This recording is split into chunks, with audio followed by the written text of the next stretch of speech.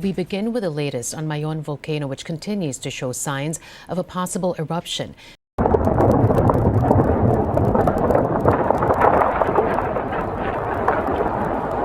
total of 729 families, or around 3,000 individuals, are now staying in different evacuation centers.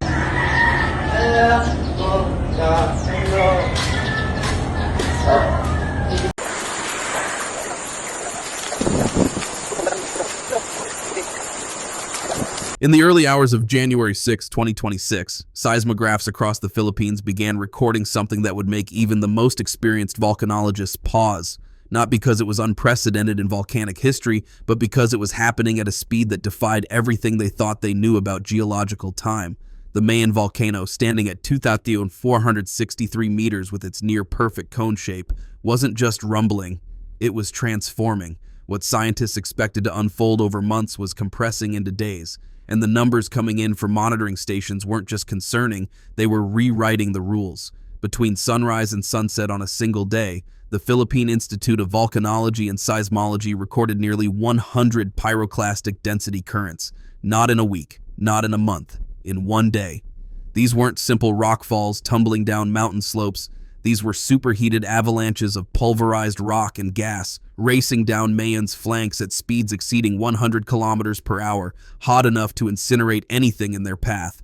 The alert level jumped to 3, a designation that carries weight far beyond bureaucratic protocol.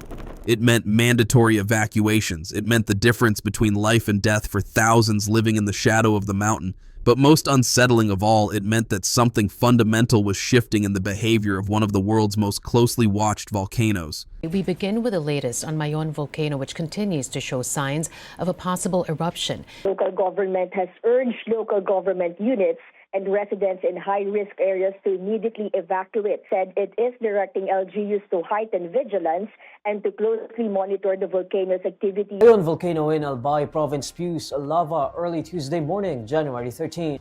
According to PHIVOLCS, the lava rose to approximately 100 meters above the summit. Other types of volcanic activity. Entry into the 6-kilometer permanent danger zone is strictly prohibited. According to Volcanology, the escalation of parameters would warrant the raising of the alert level. To grasp the magnitude of what was unfolding, you need to understand Mayon's reputation. This isn't some dormant giant awakening after centuries of sleep. Mayon has erupted 54 times since records began in 1616. That's roughly once every 7 years for 4 centuries. The communities around it have built their entire existence around this rhythm, farmers cultivating the mineral-rich volcanic soil, towns nestled into the foothills, generations learning to read the mountain's moods through sulfur plumes and the subtle glow of its crater at night. The monitoring network surrounding Mayon represents decades of refinement. Seismometers detect the slightest tremors. Tilt meters measure ground deformation down to millimeters. Gas sensors track sulfur dioxide emissions. Thermal cameras capture heat signatures invisible to the human eye. This isn't casual observation. It's a 24/7 scientific vigil maintained because Mayon has killed before. The most infamous tragedy came in 1814 when an eruption buried entire towns, claiming more than 1,200 lives. That memory runs deep in the collective consciousness of the region. It's why the monitoring exists. It's why the alert levels matter. It's why when scientists say evacuate, people listen.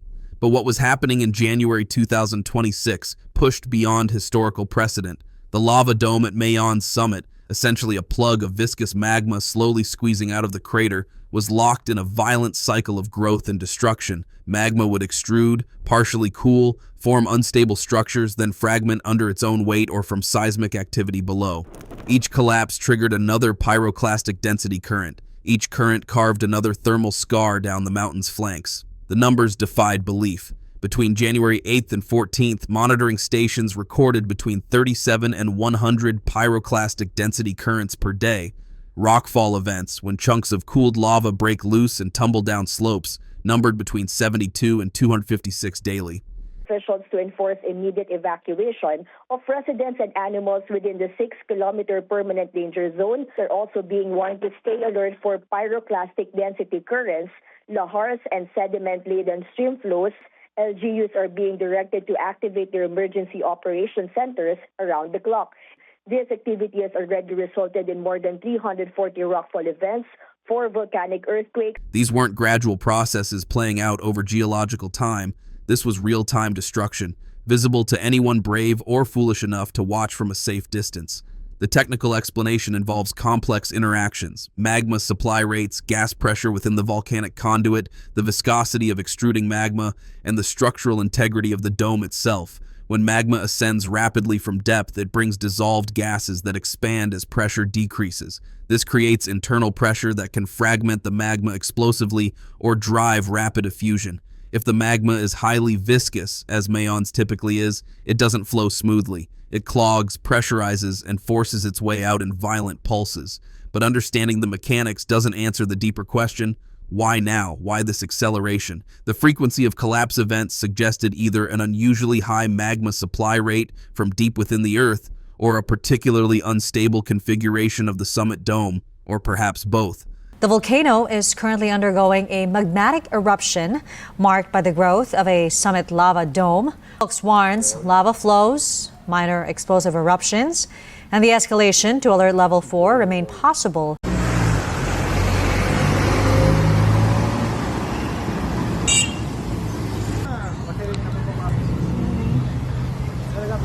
Bantang Ligaspi na de. Ligaspi na de.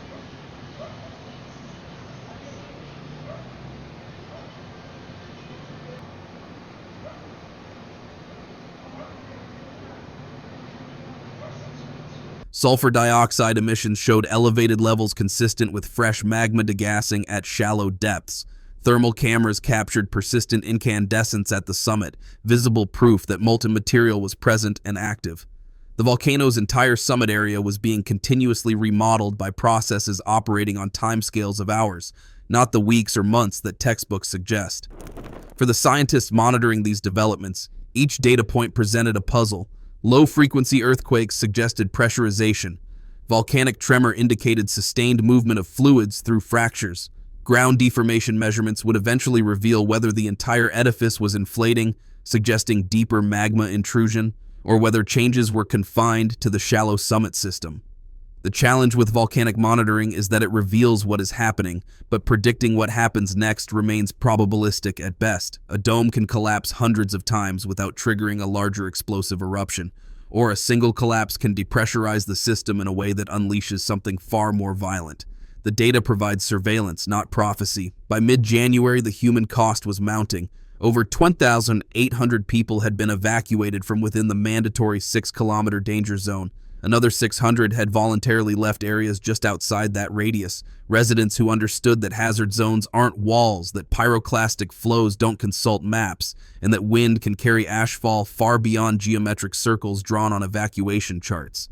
These weren't abstract statistics. They represented families torn from homes, farmers separated from livestock, children pulled from schools. Emergency shelters sprouted in gymnasiums, community centers, and municipal buildings. Aid organizations mobilized to provide food, water, and basic necessities. Local governments coordinated with provincial authorities to ensure continuous support.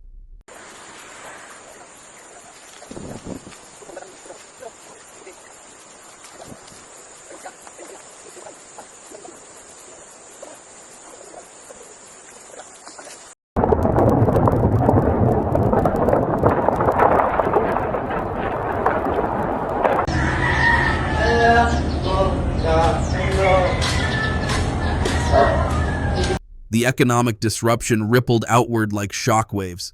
Albai's economy depends heavily on agriculture, rice, coconuts, and abaca. The danger zone includes some of the most fertile land, enriched by centuries of volcanic ash deposition. That same fertility that draws people to live on the mountain's flanks becomes the reason they must flee. Harvest cycles don't wait. Livestock require feeding. Farm equipment left behind represents capital that families cannot afford to lose.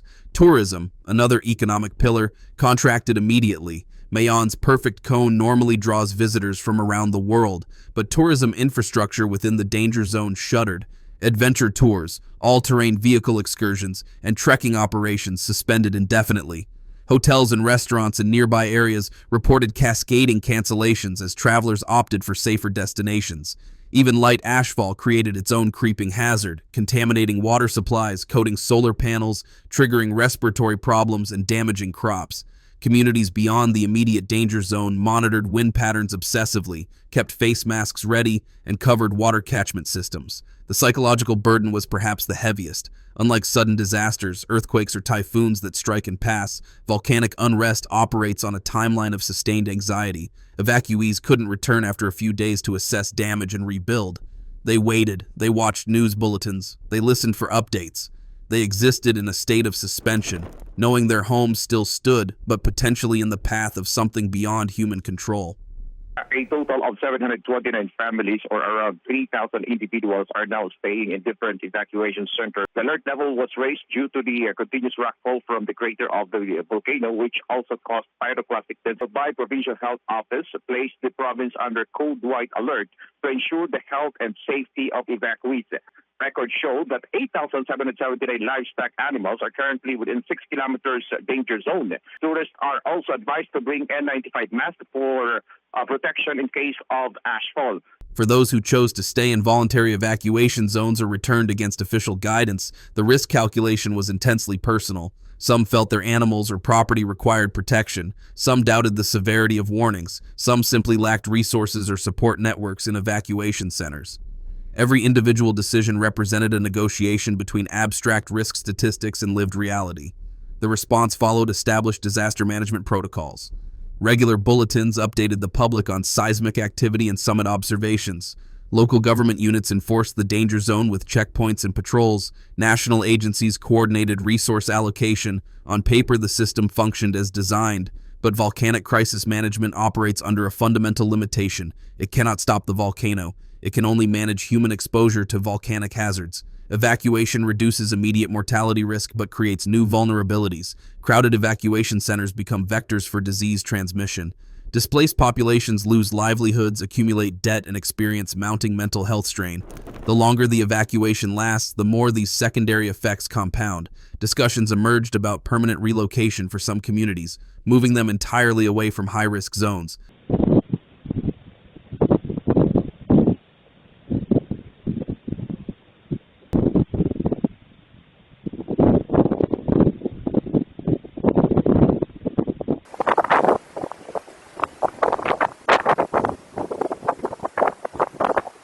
But permanent relocation isn't merely a logistical challenge, it's a cultural and economic upheaval. People's identities are tied to place, their livelihoods depend on specific land. Compensation schemes, however generous, cannot fully replace what is lost when a community is uprooted.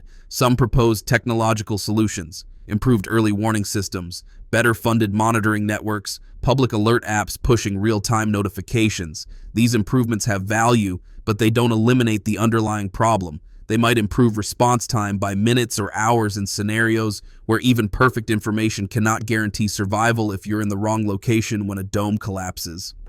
Engineering interventions like barriers and channels to redirect flows have limited applicability against pyroclastic density currents. These currents are too fast, too hot, and too volumetrically variable to be reliably channeled. The mountain does what the mountain does. Human infrastructure can only soften the margins of volcanic behavior, not dictate its terms.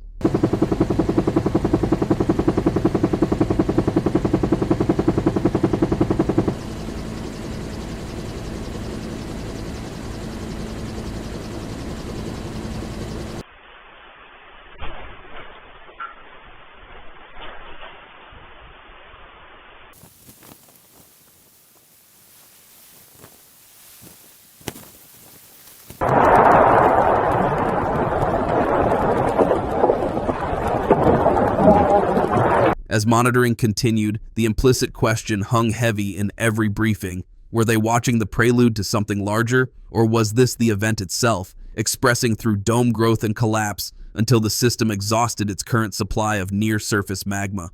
The situation raises profound questions extending beyond this specific event. What does it mean to live on a volcano's flanks? Why do communities persist in high-risk zones despite centuries of eruptions? The answer isn't ignorance or fatalism, it's economics, heritage, and the pragmatic calculation that most years are safe.